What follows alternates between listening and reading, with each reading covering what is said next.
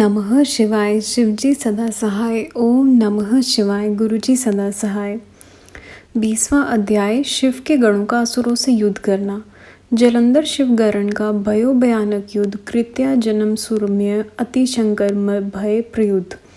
व्यास जी बोले, हे सर्वज्ञ सनत कुमार जी, यह तो आपने परम पावन महाप्रभु शंकर की बड़ी अद्भुत कथा सुनाई है। कृपा कर अब यह कहिए कि उस समय राहु उस पुरुष से छूटकर कहाँ गया। सूत जी कहते हैं, जब अमित तेजस्वी व्यास जी ने उन महामुनि से ऐसा पूछा तो सनत कुमार जी ने कहा कि उससे छूटने पर वह बर नाम से विख्यात हो गया और मानो अपना नया जन्म पाकर उसने अपने को धन्य माना तथा वह धीरे धीरे जलंधर के पास गया। वहां जाकर उसने शंकर जी की सब चेष्टा कही। उसे सुन दैत्यराज को बड़ा क्रोध आया और उसने सब दैत्यों को सेना सजाने की आज्ञा दी। कालनेमी और शंभु निशुंभ आदि सभी महाबली दैत्य तैयार होने लगे। एक से एक महाबली दैत्य करोड़ों करोड़ों की संख्या से निकल युद्ध के लिए सनद हुए। महाप्रतापी सिंधु पुत्र शिवजी से युद्ध के लिए निकला। उसके आगे महर्षि शुक्र और छह शीर राहु हुआ। फिर तो उसी समय जलंधर का मुकुट खिसक कर पृथ्वी पर गिर पड़ा। आकाश में मेघ छा गए और बड़े अपशगुन हुए। उधर इंद्रादिक सब देवताओं ने एकत्र हो कैलाश पर शिवजी के पास पहुंच सब वृतांत कहा और यह भी कहा कि आपने जलंधर से युद्ध करने के लिए जो विष्णु जी को भेजा था वह उनके वशवर्ती हो गए तथा अब वह लक्ष्मी सहित जलंधर के अधीन हो उसके घर में निवास करते हैं। अब देवताओं को भी वहीं रहना पड़ता है। हम लोग अलक्षित होकर आपके पास आए हैं। अब वह बलि सागर पुत्र आपसे युद्ध करने आ रहा है, अतएव आप उसे मारकर हम सब की रक्षा कीजिए। देवताओं से यह सुन शंकर जी ने विष्णु जी को बुलाया। विष्णु जी जल्द ही आ उपस्थित हुए। तब शिव जी ने विष्णु जी से पूछा, हे ऋषिकेश, युद्ध में आपने जलंधर का संहार क्यों नहीं किया और वैकुंठ छोड़ आप उसके घर में कैसे चले गए। यह सुन विष्णु जी के हाथ जोड़ नम्रता पूर्वक भगवान शंकर से कहा, उसे आपका अंशी तथा लक्ष्मी का भ्राता होने के कारण ही मैंने नहीं मारा है। वह बड़ा ही वीर और देवताओं से अजेय है। मैं सत्य कहता हूँ, उसे कोई भी नहीं मार सकता। इसी पर मुग्ध होकर मैंने उसे उसके घर में स्वयं निवास करने का वर दे दिया है तथा इसी कारण मैं वहाँ रहता हूँ। विष्णु जी के इन वचनों को सुनकर भक्त वत्सल शंकर जी हंस पड़े। उन्होंने कहा, हे सूर्यवर्य विष्णु, आप यह क्या कहते हैं।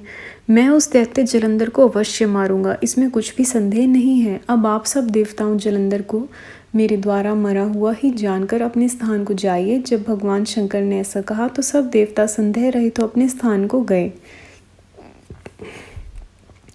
इसी समय पराक्रमी जलंधर अपनी विशाल सेना के साथ पर्वत के समीप आ कैलाश को घेर सिंहनाद करने लगा।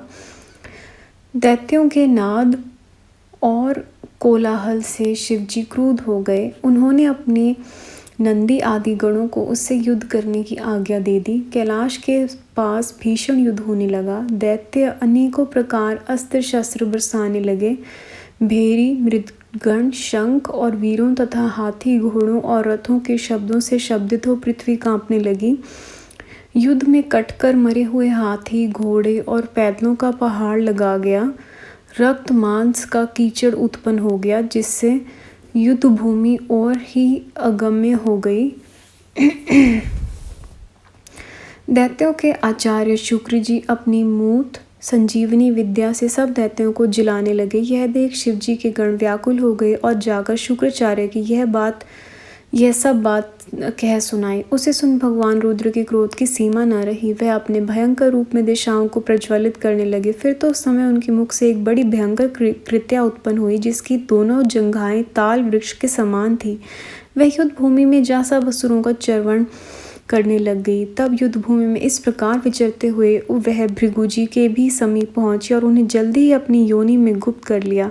फिर स्वयं भी अंतर्ध्यान हो गई। शुक्र के गुप्त हो जाने से दैत्यों का मुख मलिन पड़ गया और वह युद्ध भूमि छोड़ भागे। इस पर उनके शुंभ निशुंभ और कालनेमी आदि सेनापतियों ने अपने भागते हुए वीरों को रोककर शिव गणों पर बड़ा कठिन प्रहार करना आरंभ किया। और ऐसा ही शिवजी के नंदी आदि वीर गणों ने भी, जिसमें गणेश और स्वामी कार्तिकेय जी भी थे, अपने गणों को रोक कर दैत्यों से भीषण युद्ध करना आरंभ किया। 21वां अध्याय द्वंद्व युद्ध।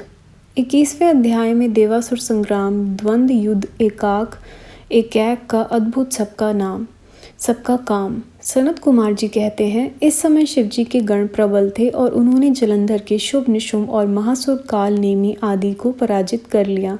यह देख सागर पुत्र जलंधर एक भूमि में आकर घोर गर्जना करने लगे। इधर जयशील शंकर के गण भी युद्ध में तत्पर हो गरजने लगे। इस प्रकार दोनों सेनाओं के हाथी, घोड़े, रथ, शंकर, भेरी तथा दोनों ओर के वीरों के सिंहनाद से पृथ्वी व्याप्त हो गई। पश्चात जलंधर ने कुहरे समान बाणों को फेंककर पृथ्वी से लेकर आकाश तक व्याप्त कर दिया और नंदी को 5, गणेश को 5 तथा वीरभद्र को एक साथ ही 20 बाण मारकर उनके शरीर को छेद दिया और मेघ के समान गर्जना करने लगा। यह देख रुद्रपुत्र कार्तिकेय ने भी दैत्य जलंधर को अपनी शक्ति उठाकर मारी और घोर गर्जन किया, जिसके आघात में पृथ्वी पर गिर पड़ा। परंतु वह इतना बली था कि जल्दी ही उठ पड़ा और क्रोधाविष्ट हो कार्तिकेय पर अपनी गदा का प्रहार कर दिया।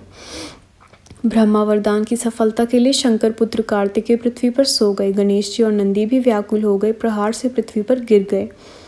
वीरभद्र पर एक का प्रहार किया, उसके लगने से वीरभद्र का शीर फट गया और बहुत सा रक्त बहने लगा। वीरभद्र व्याकुल हो धराशायी हुए। तब वीरभद्र को पृथ्वी पर गिरा देख शंकर जी की गण चिल्लाते हुए संग्राम भूमि छोड़ बड़े वेग से भाग चले।